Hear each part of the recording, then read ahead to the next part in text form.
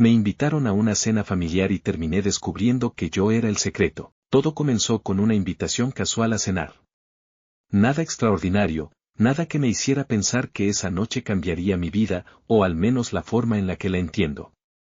Clara, mi novia desde hacía poco más de un año, me había dicho con una sonrisa nerviosa que por fin era momento de presentarme a su familia.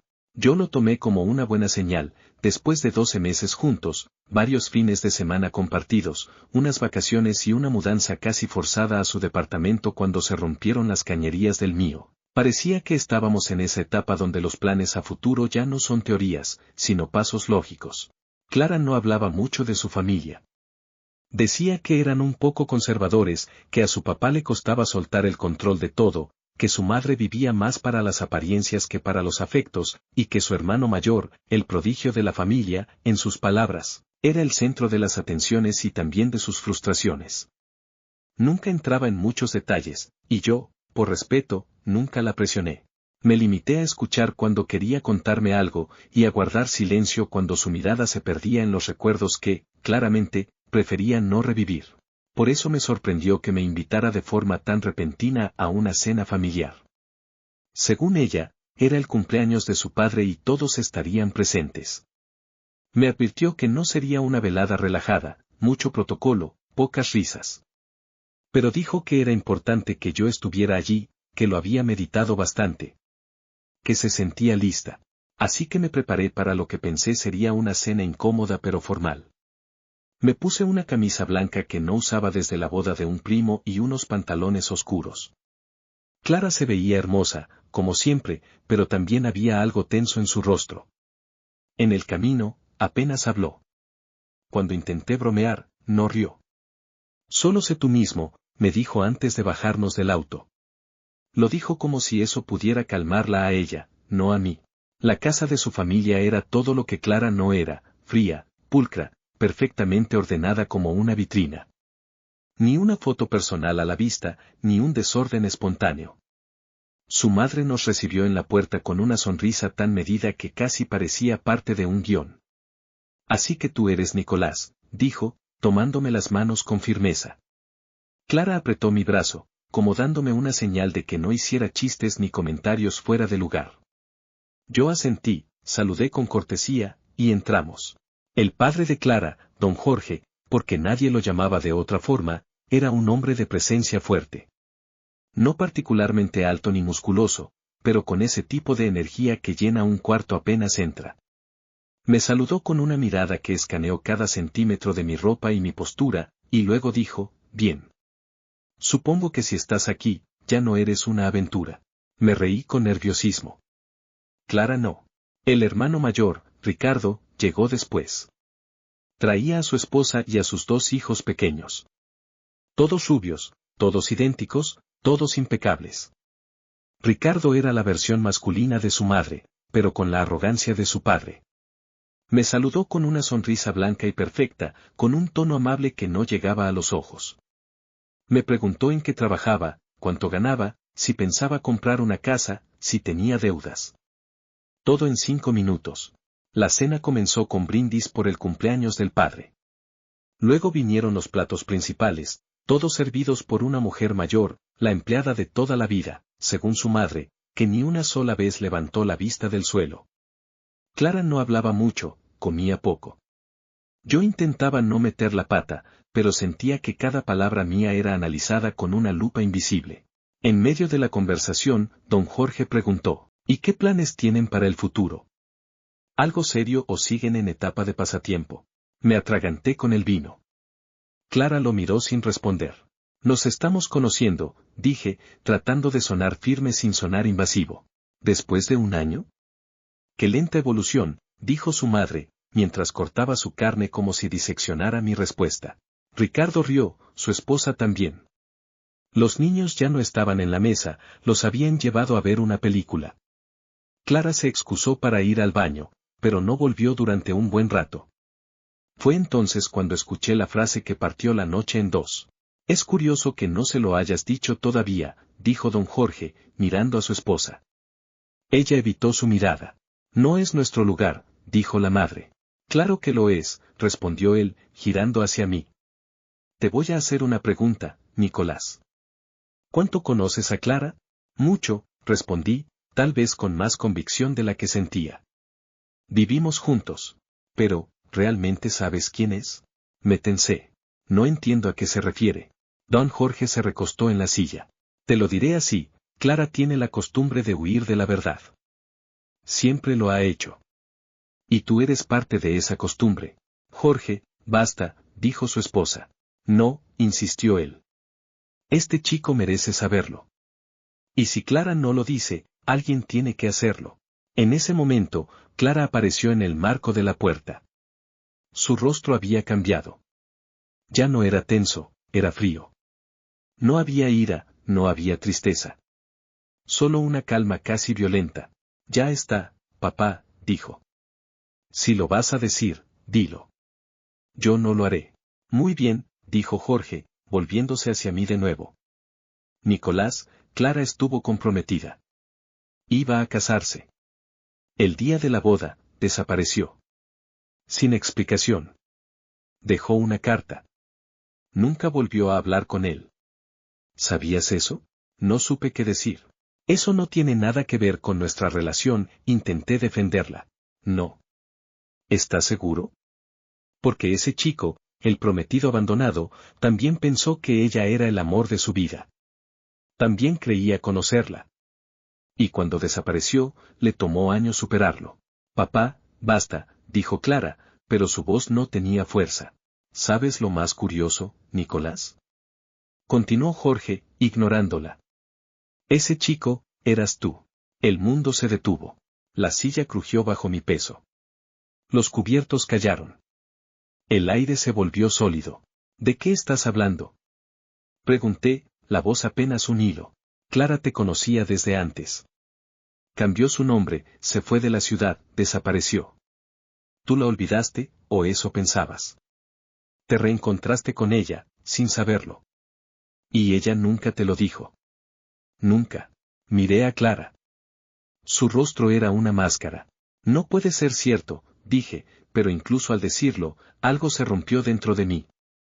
Una memoria vieja, confusa, perdida. Una noche de verano, una promesa. Una despedida sin final. ¿Por qué? Logré preguntar. Clara me miró, finalmente.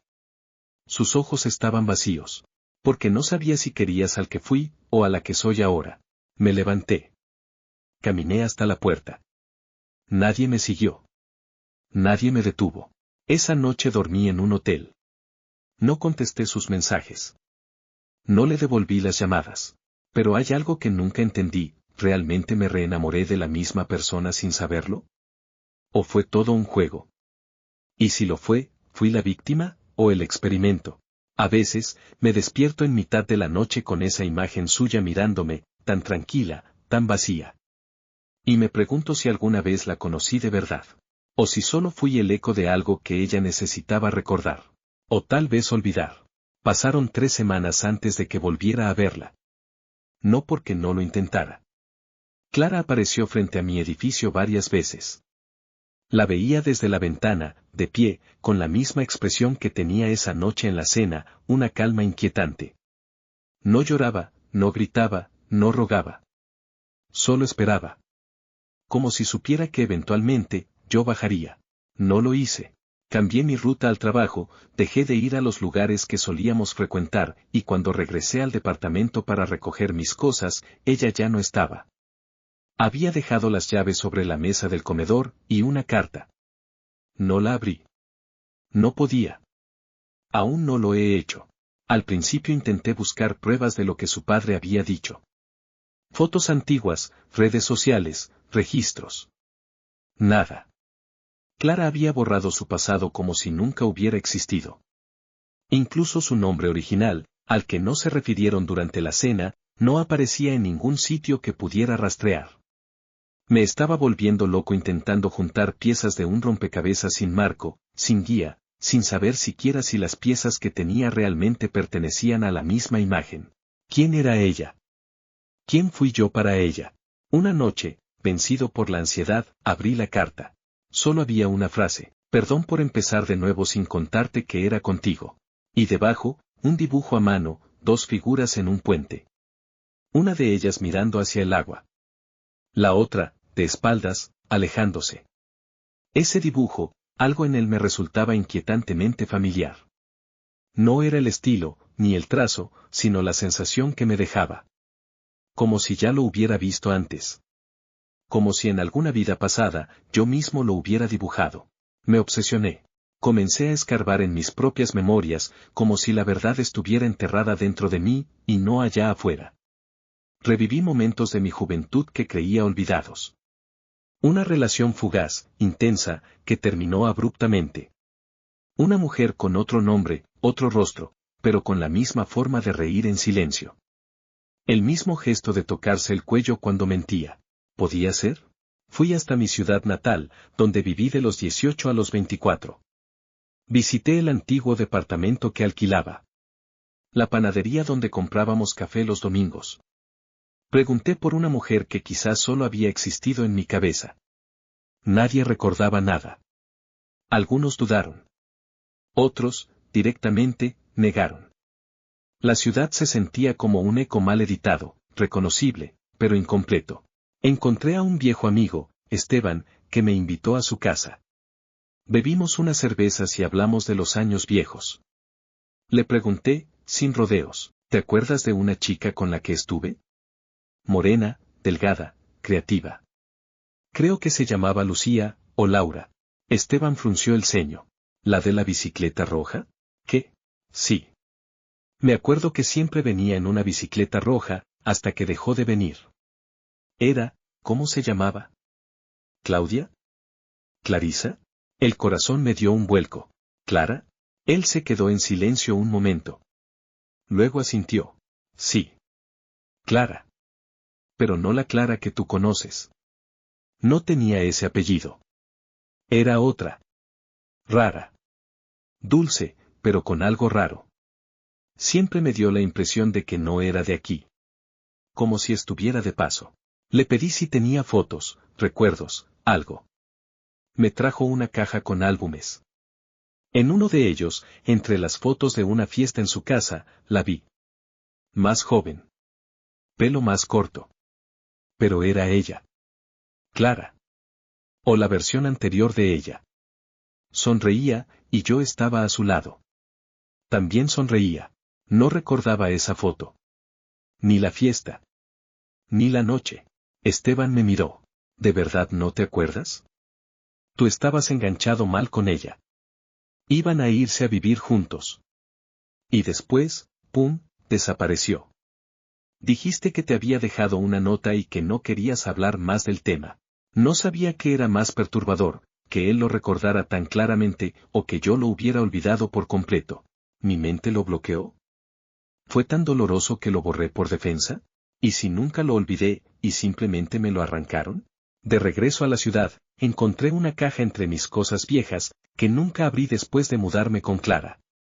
Dentro, había cuadernos, dibujos, anotaciones.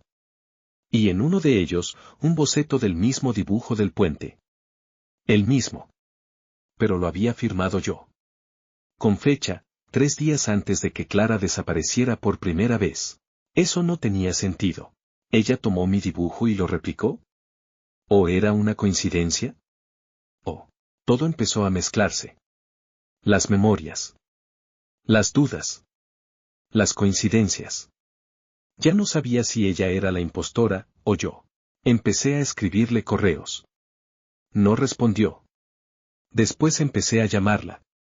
Su número estaba fuera de servicio. Sus redes sociales cerradas. Desaparecida. Otra vez. Hasta que un día, meses después, recibí un sobre sin remitente. Dentro, había solo una nota. Decía, si te lo hubiera dicho, ¿habrías huido de nuevo? Y, en una hoja doblada, un nuevo dibujo. 2 figuras. Una de espaldas. La otra, sentada en un banco. Una mano extendida. Una decisión en el aire. Todavía no sé qué significa. La hoja sigue en mi mesa de noche. He vuelto a verla, o al menos eso creo. Algunas veces, entre la multitud. En estaciones de tren. En cafés. Una figura que desaparece al girar la esquina. Una silueta en un colectivo que nunca se detiene. A veces pienso que ella me está observando, esperando que la encuentre. O que recuerde algo más. Algo que aún tengo enterrado. Pero también hay otra posibilidad que no puedo descartar. ¿Y si fui yo quien la olvidó a propósito? ¿Y si hay algo más, algo que no quiero recordar? He pensado en ver a un hipnoterapeuta. O a un psiquiatra. Pero temo que me ayuden a recordar más de lo que puedo soportar. O peor, que me confirmen que todo esto nunca pasó. A veces, me despierto con la sensación de que ella está en la habitación. No porque la vea, sino porque todo se siente igual que cuando ella dormía a mi lado. El aire. El silencio. El leve olor a menta que solía tener su champú. Y otras veces, al mirarme al espejo, siento que hay una parte de mí que no reconozco. Como si yo también estuviera ocultando algo. Como si yo también me hubiera convertido en otro. Así que la pregunta ya no es quién era Clara. La pregunta es, ¿quién soy yo ahora? Y lo peor de todo es que no estoy seguro de querer la respuesta.